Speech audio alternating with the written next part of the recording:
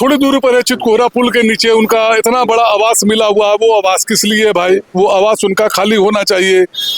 आवास जो है उनके बगल में देवेश चंद्र ठाकुर का है, उनका भी आवास खाली होना चाहिए। और क्या कहते हैं, संजय झा का आवास खाली होना चाहिए। जीतन राम मांझी जी का आवास खाली होना चाहिए। नीतीश कुमार जी भी तो राज्यसभा सदस्य हो गए, यहाँ तो कुछ है नहीं, इनका भी आवास खाली होना चाहिए। इन लोगों का आवास खाली ना कराकर मैडम को क्यों टारगेट किया जा रहा है? भाई सबका खाली करें, हम लोग खाली करा देंगे। नहीं तो इसी तरह से पहरेदारी चलती रहेगी। पहरेदारी हम लोग चलते रहेंगे, करते रहेंगे। सबका खाली हो, हम भी खाली करते, हम कहाँ करेंगे? हम खाली नहीं करेंगे। 20 साल से इनको आवास अलाउट है।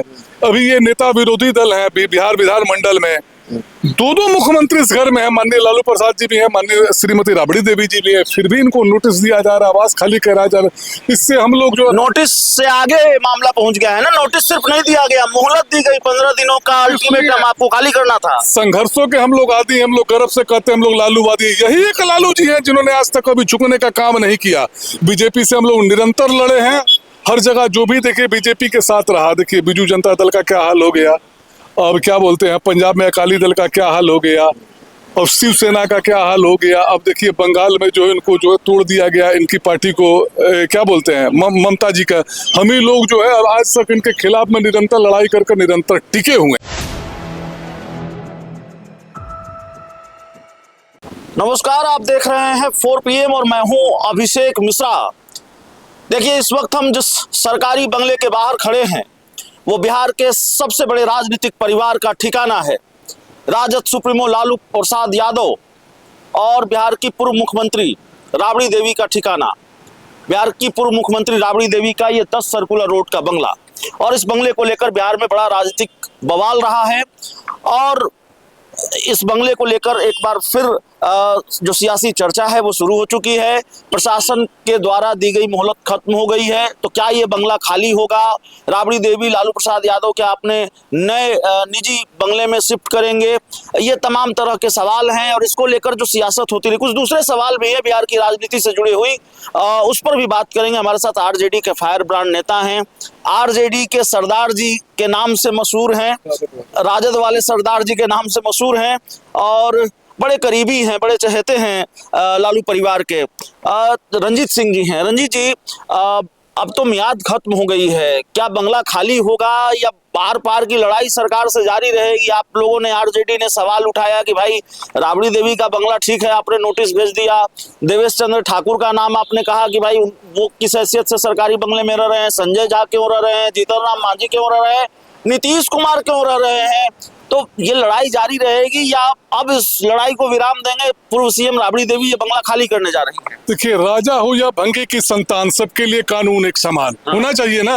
अगर कोई अंबानी है तो उसको भी एक वोट देने का अधिकार है, अगर कोई रिक्शा चलाता है तो उसको भी एक वोट देने का अधिकार है। ये नहीं कि अंबानी 2 वोट देते हैं, रिक्शा वाला 1 वोट देता है। सबके लिए हमारे संविधान ने भारत में बराबरी का हक दिया है।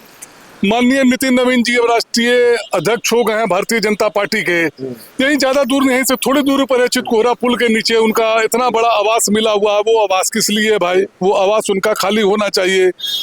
आवास जो है उनके बगल में देवेश चंद्र ठाकुर का है, उनका भी आवास खाली होना चाहिए। और क्या कहते हैं, संजय झा का आवास खाली होना चाहिए।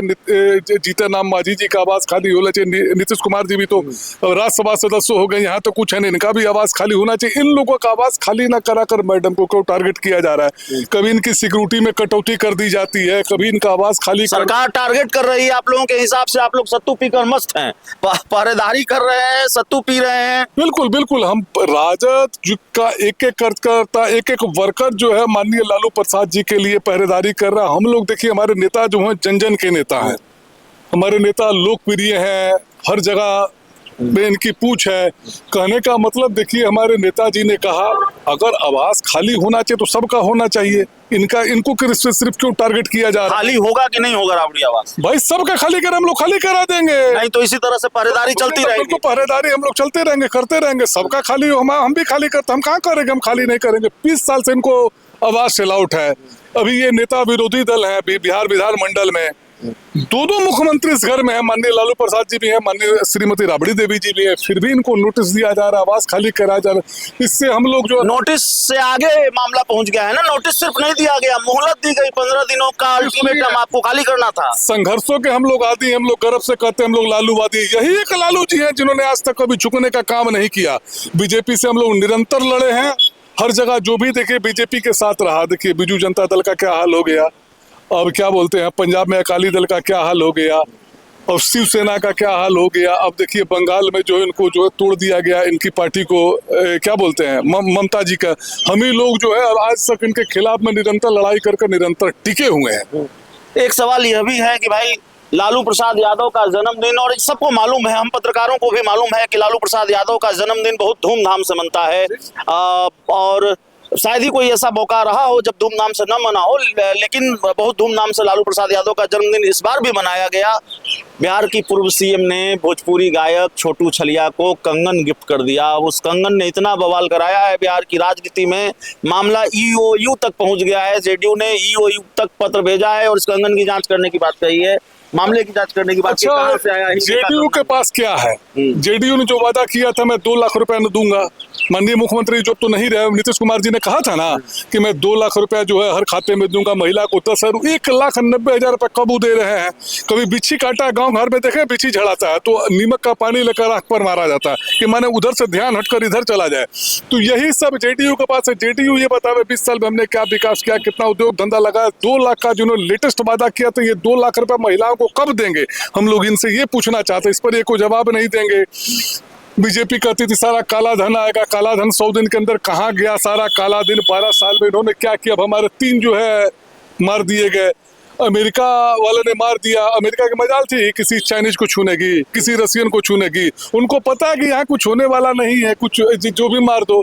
तो कहने का मतलब 56 इंच का सीना इनका कहाँ गया? ये 56 इंच का कहते थे ना हमारा सीना एक के बदले हम 10 सर काट के लाएंगे। ये 3 हमारे भारतीय मारे गए, 30 कब ला रहे हैं? 30 का 15 कब ला रहे हैं? 15 सर काट के कब ला रहे हैं? इसका कोई जवाब देंगे? रुपया हमारा निरंतर गिर रहा है। तेल का देखिए महंगाई बढ़ रहा है। देखिए जब से सरकार आई है ये डबल इंजन की, इन्होंने हमेशा लाइन में लगाने का काम किया। कोरोना काल में इन्होंने लाइन लगाया, आज गैस सिलेंडर के लिए आप लाइन में लग रहे हैं, पहले ऑक्सीजन के लाइन में लगे थे, अब नोटबंदी के लिए लाइन में लगे थे। इनके पास कोई विकास हीरे का था कंगन। अब हमको क्या पता हीरे का था कि हमने तो देखा नहीं, उसके बारे में हम कुछ नहीं कह सकते। हमने देखा ही नहीं किस चीज का कंगन था, हमने तो सुना भी नहीं। चलिए, हमारे साथ रंजीत सिंह जी थे। इस पूरी रिपोर्ट में इतना ही। बहुत बहुत धन्यवाद।